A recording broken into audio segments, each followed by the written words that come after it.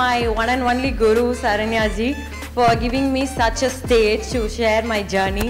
Number complete ஆகிறதுக்கு முன்னாடியே before the exam ma'am will ask anybody interested of doing this intern with the designer or something.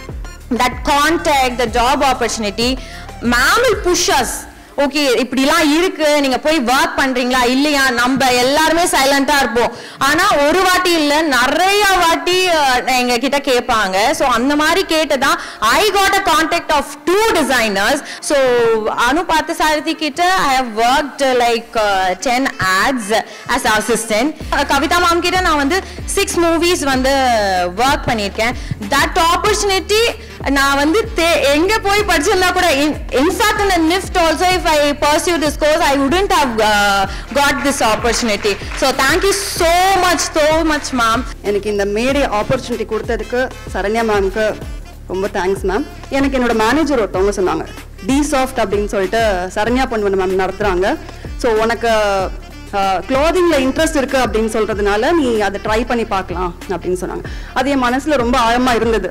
சரி okay நம்ம ஒரு வேலையை விட்டோம்னா இந்த மாதிரி கோர்ஸ் போய் ஜாயின் பண்ணி எடுத்துக்கலாம் அப்படின்னு சொல்லிட்டேன். 6 months கம்ப்ளீட்டாக நைட் ஒர்க் மட்டும்தான் நான் பண்ணியிருக்கேன்.